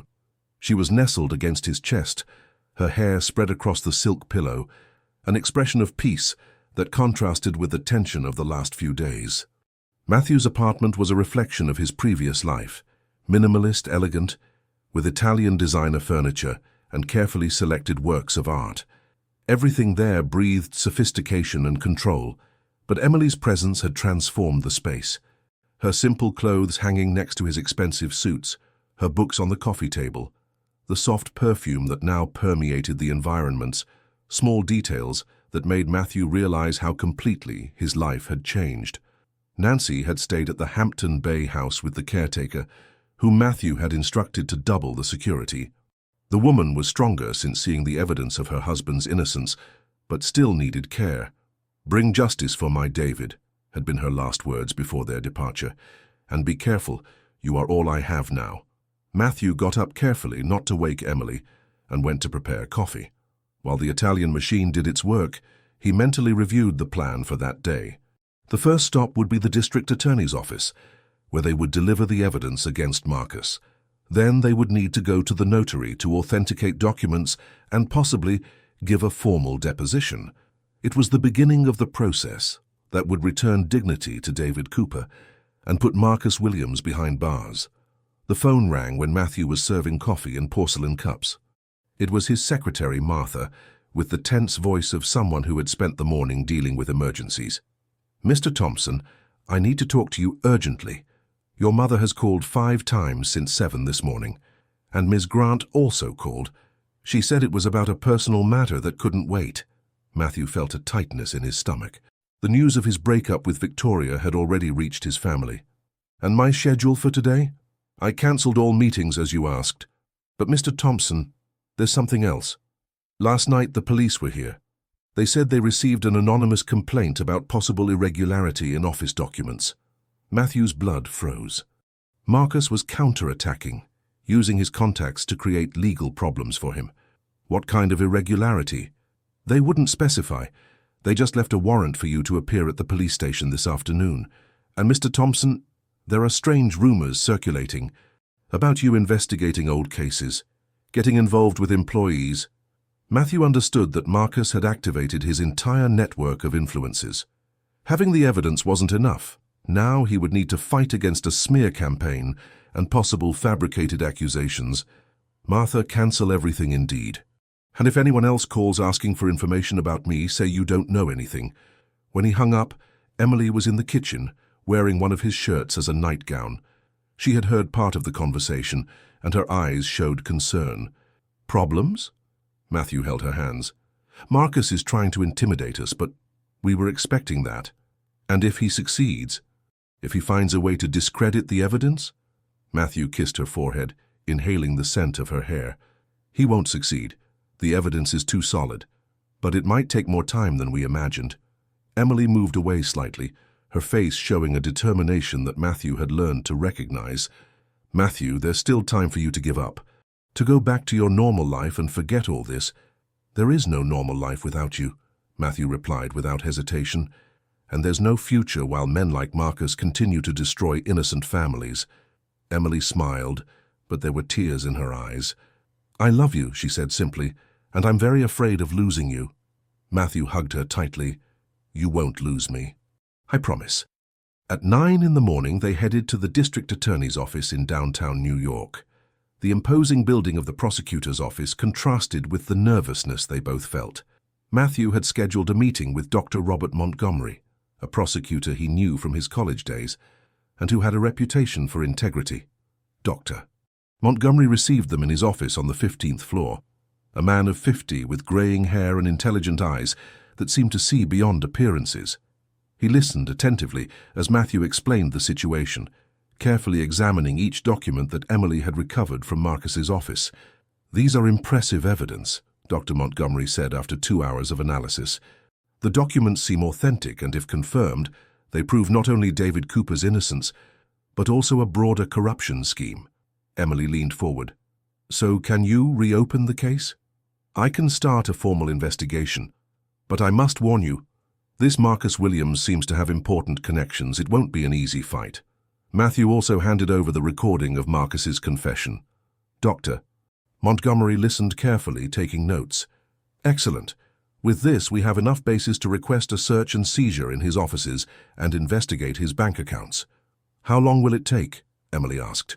A few weeks for the preliminary investigation. Maybe a few months for the complete process. When they left the district attorney's office, Matthew and Emily felt for the first time a real hope that justice would be done. But the feeling of relief lasted only briefly. Matthew's phone rang as soon as they reached the parking lot. It was Eleanor Thompson, his mother, and her voice was icy with anger. Matthew, where are you? I need to talk to you immediately. I'm downtown, Mother, resolving some matters. Come home now and come alone. We have a lot to talk about. The call ended without goodbyes. Matthew looked at Emily, who had heard the tone of the conversation. Your mother knows about us. It seems so. You need to go. I don't want to leave you alone. Marcus still... Matthew, Emily interrupted. You need to face your family. And I need to go back to Jersey City to see my mother. We'll separate for a few hours and meet tonight. The farewell was difficult. Matthew took her to the bus station, where she would catch a bus to Jersey City. Be careful, he said when they said goodbye. If anything happens, anything at all, call me immediately. Emily nodded, but Matthew could see that she was also worried about what he would face at home. The Thompson mansion on the Upper East Side seemed more imposing and intimidating than usual when Matthew arrived. Eleanor was waiting for him in the visiting room, impeccably dressed in a Chanel suit, but her expression was of barely contained fury. She was accompanied by Matthew's father, Richard Thompson, a 65-year-old man who had built the family's legal empire with an iron hand. Sit down, Eleanor said coldly. Matthew remained standing. I prefer to stand. That wasn't a request, Richard intervened with the voice that had intimidated defendants in courtrooms for decades. Matthew sat down, preparing for the battle he knew was inevitable.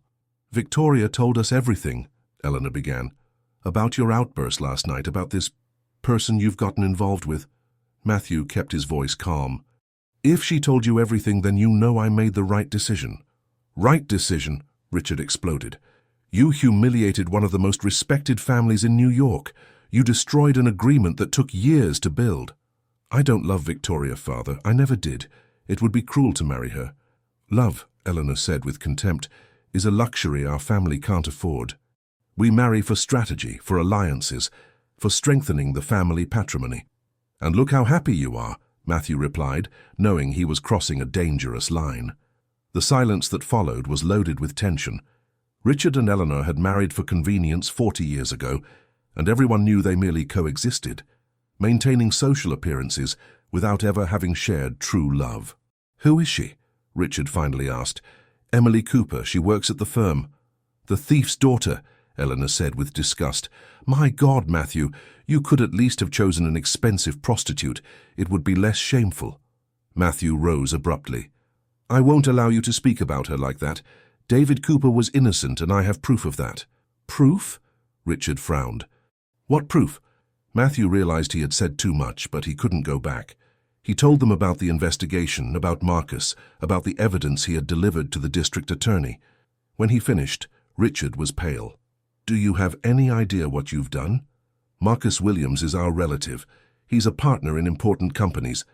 If these accusations become public, then maybe it's time to really clean the family name, Matthew interrupted, to associate only with honest people. Eleanor stood up, trembling with anger. You destroyed our family for some tramp. You lost your reason for an adventure that will last a few weeks. It's not an adventure. I love Emily. And she loves me. She loves your money, your surname, your connections. Do you think a woman like her would be interested in you if you were poor? The accusation hurt more than Matthew expected, not because he believed it, but because it echoed his own deep insecurities. You don't know her. We know her type, Richard said. Opportunists who take advantage of rich and naive men. In 6 months, when the novelty wears off, she'll extort you or find another sucker. Matthew walked toward the door. I won't listen to any more of this. You'll listen until I finish, Richard shouted. If you don't leave this woman immediately, you're out of the family, out of the firm, out of the inheritance. I'll completely disinherit you. Matthew stopped but didn't turn around. "Is that your final decision?" "It is. Either you go back to Victoria and apologize or you lose everything." Matthew turned slowly, looking at his parents for the last time as a son. "Then I prefer to lose everything." The expulsion from home was brutal. Eleanor screamed that he was dead to her, that he would never be forgiven. Richard threatened to use all his influence to destroy any attempt by Matthew to work as an independent lawyer. When Matthew left the mansion, he knew he had lost not only his family, but the entire world he had known since childhood. He drove aimlessly through the streets of New York, processing what had happened. On his cell phone there were several messages, from colleagues at the firm expressing surprise and support, from clients cancelling contracts, from friends in high society avoiding association with the scandal. In a few hours, his social and professional life had collapsed. But when he thought of Emily, when he remembered her smile and how complete he felt beside her, he knew he had made the right choice. He called her, but the phone went straight to voicemail. He tried several times, growing worried. It was almost 7 in the evening when Matthew arrived at the apartment and found a desperate message from Nancy on the answering machine. "Matthew, they took my Emily. This horrible man came here with 2 others. Said it was so she wouldn't meddle anymore where she shouldn't. Please help me." Matthew's world collapsed. Marcus had kidnapped Emily. He immediately called Nancy, who was hysterical. "It happened in the afternoon," she cried. "Emily had just arrived from New York. She was telling me how you delivered the papers to the police when they appeared. They took her to a car and left." Matthew tried to call the police, but he knew it would be difficult to convince them to act quickly against a respected businessman like Marcus without concrete evidence of the kidnapping. Marcus was too smart to leave obvious traces. It was then that he received a call that would change everything. It was Victoria. "Matthew, I need to talk to you. It's about Emily." "Do you know where she is?" "I know, and I know how to save her, but it will cost dearly." Matthew felt a mixture of relief and apprehension. "What do you want?" "Meet me at the Fasano restaurant in 1 hour. And come alone." The Fasano was full of members of New York high society when Matthew arrived. Victoria was already there, seated at a reserved table, elegant as always, but there was something different in her eyes, a hardness that Matthew had never seen before. "Where is she?" Matthew asked without preamble. "Safe for now. Marcus is keeping her in a house in the Adirondacks. He hasn't done anything to her yet, but his patience has limits." "How do you know this?" Victoria smiled coldly. "Because I was the one who told Marcus where to find her." Matthew felt as if he had been punched. "You... why?" "Because you humiliated me, Matthew.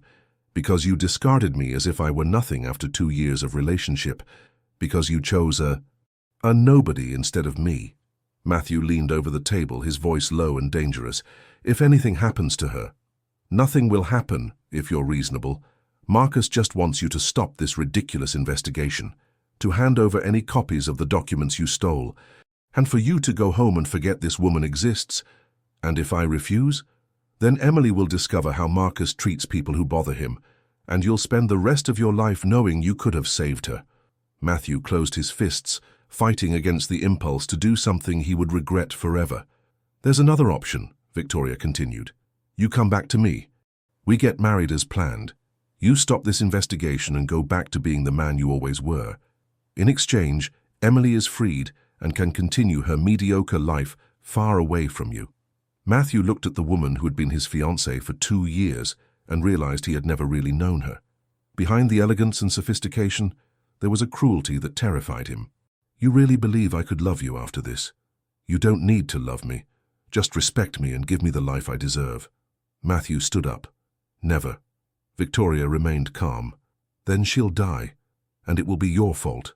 I'll find her." "You won't find her. Marcus has properties in several states, and he has friends in important places who will ensure you never get near her." That night Matthew didn't sleep. He paced the streets of New York like a wounded animal, trying to think of a way to find Emily.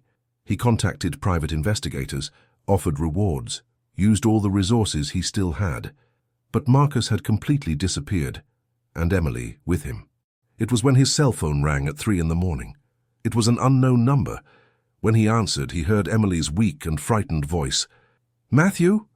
Emily, where are you? Are you hurt?" I don't know where." A house in the middle of the woods.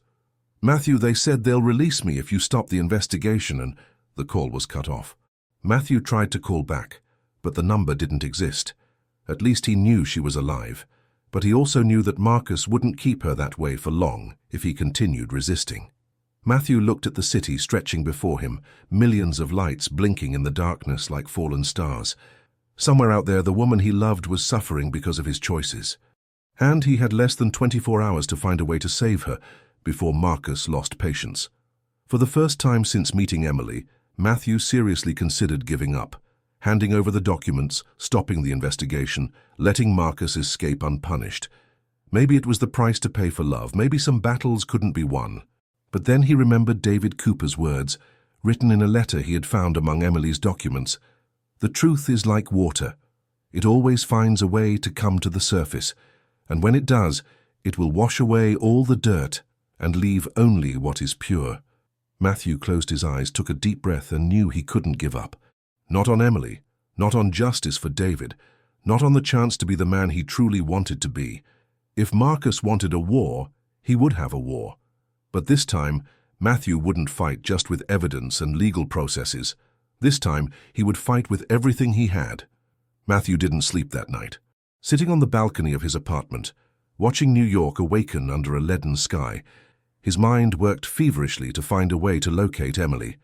Her call had lasted only 20 seconds, but each word echoed in his memory like clues waiting to be deciphered. A house in the middle of the woods, she had said. And there was something else, a background noise that Matthew was trying to identify. It wasn't urban traffic, but it wasn't complete silence either.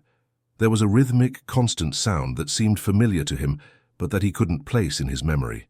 At 6 in the morning, he called Carl Martinez in Jersey City. Carl, I need urgent information. Does Marcus Williams have properties outside the city? Yes, he does, Mr. Thompson. I know he bought a farm in the Adirondacks about 3 years ago, and he also has a house on Fisher Island in a very isolated region. Do you know exactly where? Carl hesitated. I can find out. Why are you asking? Matthew decided to be direct. Marcus kidnapped Emily. I need to find her before it's too late. My God. Mr. Thompson, this is very serious. Have you notified the police? I'm handling this in other ways. Just get me those addresses, please. While waiting for Carl's return call, Matthew called the private investigator he had hired weeks before. Michael Santos was a former police officer who worked on delicate cases for the New York elite, but had a reputation for integrity. Michael, I need you today. It's urgent and dangerous. I'm listening, sir. Matthew explained the situation, omitting only the details about the evidence against Marcus. Michael listened in silence, asking precise questions about timing and locations. Mr. Thompson, if it really is a kidnapping, we should involve the police. Marcus has too many contacts. He can bribe or intimidate investigators. I prefer to act on my own. I understand. I'll need a few hours to track the properties and check for suspicious movement. But Mr. Thompson, if we're going to do this, let's do it right. I'll bring 2 trusted men, and we'll need equipment. Matthew didn't hesitate. Bring whatever is necessary. Money is not a problem. At 9 in the morning, Carl called back with detailed information. The farm in the Adirondacks was in a mountainous and isolated region, 2 hours from New York. The house on Fisher Island was on a private peninsula, accessible only by boat or by a dirt road that passed through a preservation area. Which of the 2 do you think is more likely? Matthew asked. If I were hiding someone, I'd choose Fisher Island. It's harder to track, and Marcus has boats. Besides, the house is in an area where no one will hear screams. Carl's response made Matthew's blood freeze, but it also confirmed his intuition. The sound he had heard in Emily's call, it was the sea, waves breaking on a distant beach. Michael arrived at Matthew's apartment at noon with 2 companions, Robert, a former military man, and John, a communications specialist. They brought tracking equipment, long-range cameras, and Matthew noted with apprehension, weapons. Sir, we don't know how many men Marcus has. We need to be prepared for everything. The plan they devised was risky but meticulous. They would travel to Fisher Island in 2 cars, establish surveillance on Marcus's property, and wait for the right moment to act. The ideal would be in the early morning, Michael explained. Fewer people awake, more chances of surprise, but if the young lady is in immediate danger, "We're not waiting until early morning," Matthew interrupted. "With each passing hour, she's at greater risk." Michael nodded. "Then let's leave now. We'll arrive there in the middle of the afternoon, establish a position and act as soon as we're sure she's there." The journey to Fisher Island was tense. Matthew drove one of the cars, with Michael beside him giving guidance on tactics and procedures. In the back seat, Robert checked equipment while maintaining contact by radio with John, who was in the second vehicle. Matthew tried to concentrate on the road, but his mind was with Emily, imagining what she might be going through if she was injured, if Marcus had lost patience. "Mr. Thompson," Michael said when they were reaching the ferry, "I need you to understand something.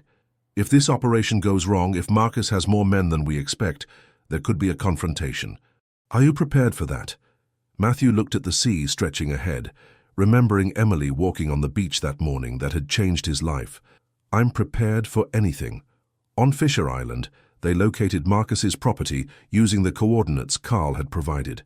It was a modern house built on a rocky peninsula, surrounded by Atlantic forest, and accessible only by a 3-kilometer dirt road.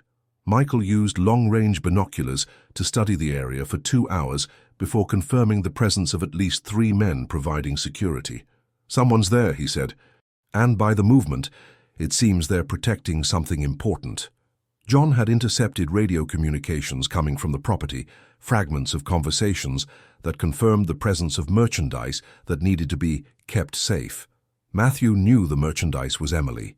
The attack was planned for sunset, when natural light would make it difficult for the guards to see, but would still allow Matthew's team to move safely. Michael and Robert would approach by the beach, using kayaks to circle the peninsula. Matthew and John would attack by the main road, creating a distraction so the others could enter the house. "Sir, when the action starts, I want you to stay behind," Michael instructed. "Let the professionals do the heavy lifting."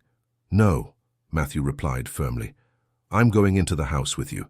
Emily needs to see me, needs to know I came for her." Michael tried to argue, but he realized it would be useless. "Then at least wear this," he said, offering a bulletproof vest. At 6 in the evening, when the sun was beginning to hide behind the mountains of Fisher Island, the operation began. Matthew and John positioned themselves at the entrance to the dirt road, while Michael and Robert disappeared into the woods toward the beach. The plan was simple. John would cut the house's electricity, creating confusion. Matthew and he would then advance along the main road, making noise to attract the guards. Meanwhile, Michael and Robert would enter from the rear to locate Emily. What they didn't expect was that Marcus had anticipated a rescue attempt. When Matthew and John approached the house, they were greeted by a hail of bullets that forced them to take shelter behind their car. "It's a trap," John shouted, trying to communicate with Michael on the radio. But communications were being blocked by some kind of electronic interference. Matthew realized they had underestimated Marcus again. The businessman wasn't just corrupt, he was paranoid and well-prepared. The house was fortified like a fortress, with armed men strategically positioned. "We need to retreat," John said, assessing the situation. "There are too many for us." But then Matthew heard something that made him forget any consideration of safety. A scream. Emily's voice coming from the house, shouting his name. She was alive, she was conscious, and she knew he had come to get her. Ignoring John's protests, Matthew left the cover of the car and ran toward the house, using trees and rocks as cover. The shots continued, but now they seemed less organized, as if the shooters were being distracted by something happening in the rear. Michael and Robert had reached the house. Matthew managed to reach a side window of the building without being seen. Through it, he could hear voices inside the house, Marcus shouting orders, men running from one side to another, and above all, Emily's voice arguing with someone. She wasn't just alive, she was fighting. Forcing the window, Matthew managed to enter a room that appeared to be an office. There were documents scattered on a desk, computers turned on, and maps of the region marked with strategic positions. Marcus had really transformed the house into an operations base. It was then that he heard the conversation that would change everything. "You don't understand, stupid girl," Marcus's voice echoed from the upper floor. "Your rich boyfriend has already destroyed years of work. Now he'll pay for it." "You killed my father," Emily's voice replied, surprisingly firm. "And now you want to kill Matthew too. But you won't succeed." "I already have. He came here as I expected, straight into the trap. In a few minutes he'll be dead. and you'll watch before joining him." "You're wrong about one thing, Marcus," Emily said, and Matthew could hear a smile in her voice. "Matthew didn't come alone. And you forgot that I grew up in this region. I know every inch of this island." Matthew silently climbed the stairs, following the voices. On the upper floor, he found Michael and Robert already positioned in a corridor, making signals for him to remain quiet.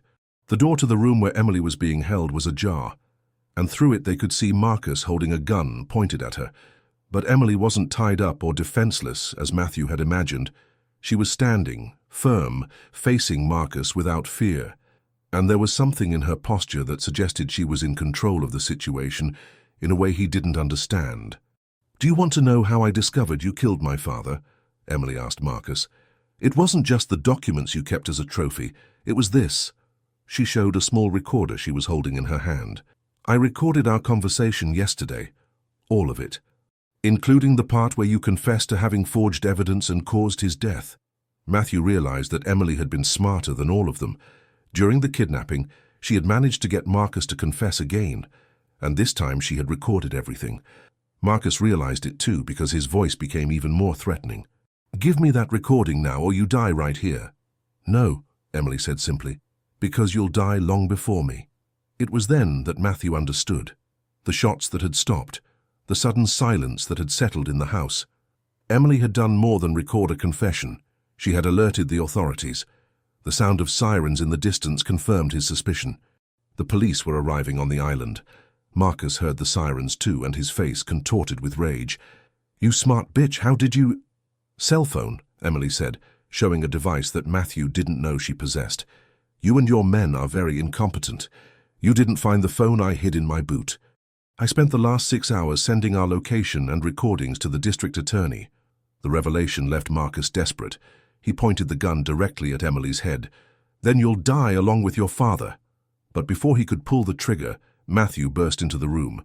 What followed happened in seconds that seemed like hours. Matthew threw himself at Marcus, fighting for the gun. Michael and Robert entered right behind, but in the tumult of the fight, Marcus managed to fire. The shot echoed through the house like thunder, and for a terrible moment, Matthew thought Emily had been hit.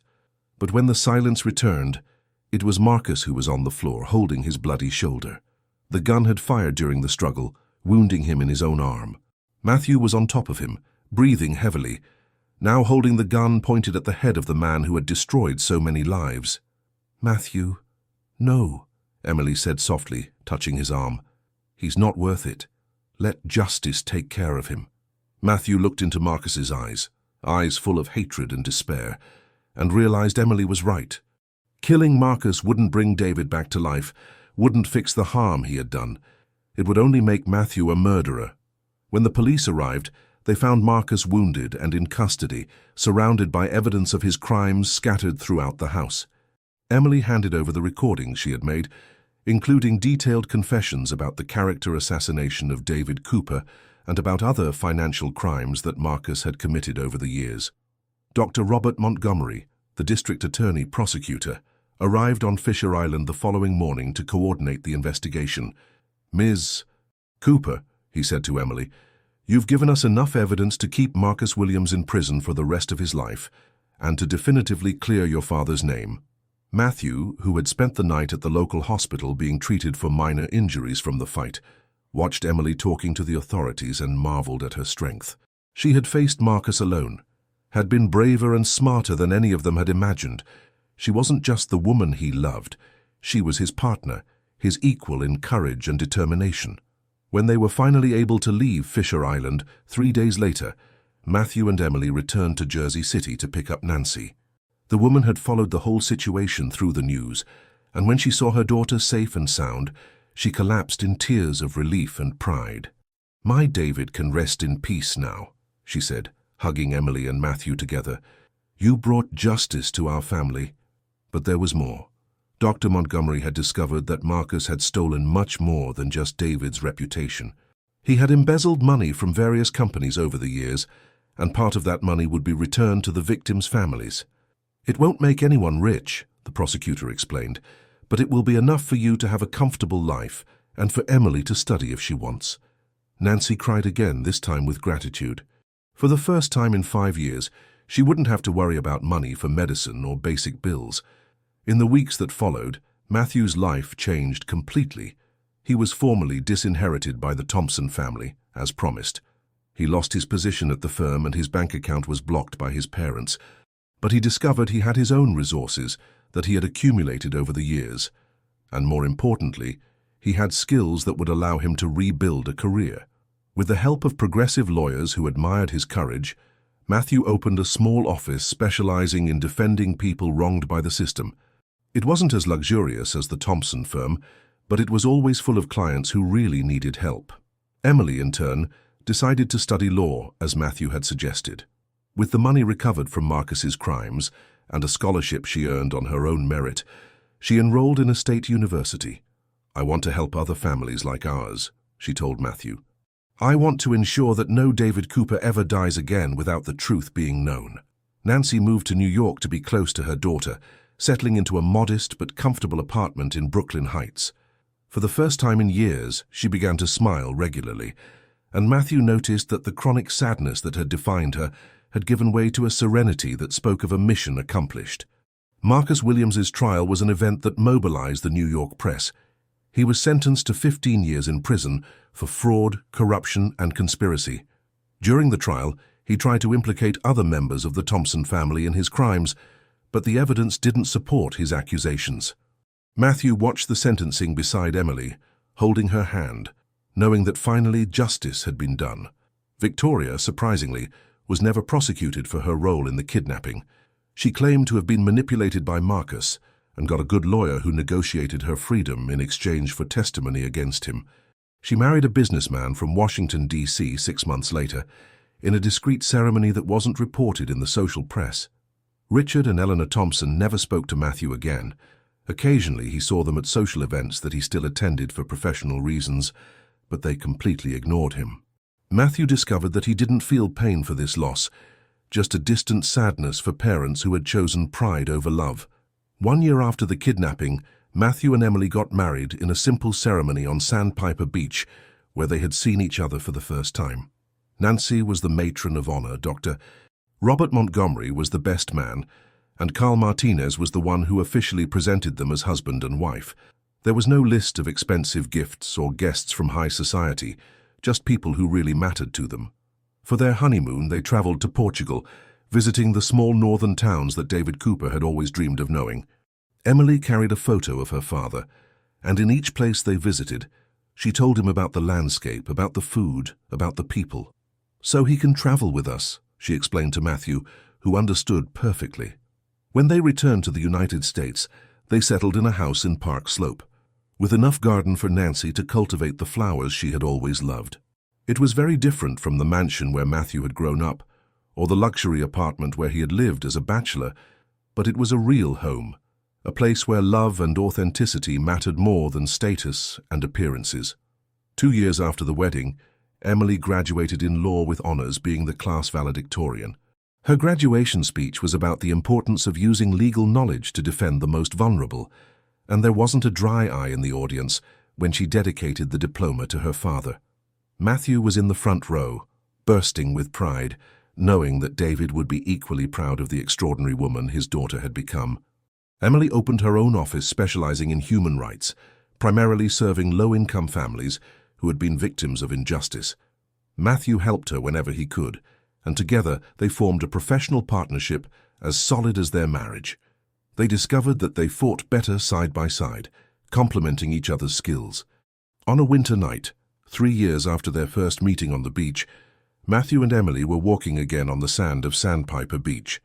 Emily was 6 months pregnant with their first child, whom they had decided to name David, and her rounded belly contrasted with the slender silhouette that Matthew had seen for the first time there. "Do you regret anything?" Emily asked, stopping to look at the horizon where the sun was setting in golden and rosy tones. Matthew held her hands, as he had done that morning so long ago. "I regret not having the courage to speak to you on that first day. We lost precious weeks because of my cowardice." Emily laughed, the same musical laugh that had won Matthew from the beginning.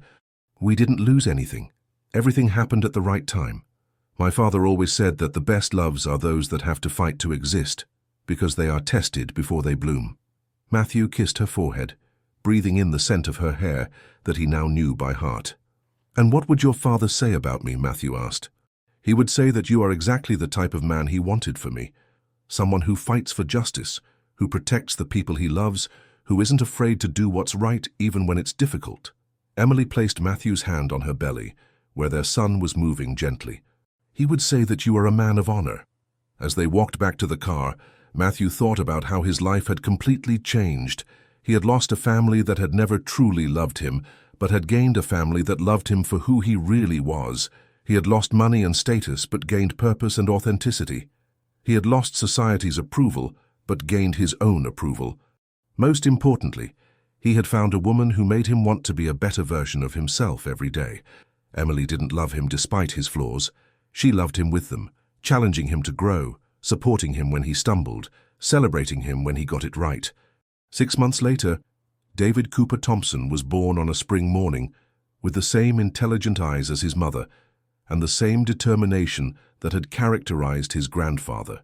Nancy held her grandson for the first time with tears of joy in her eyes, whispering that now David had truly come home.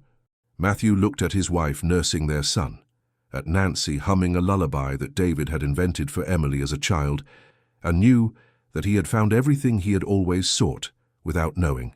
It wasn't just love, it was completeness.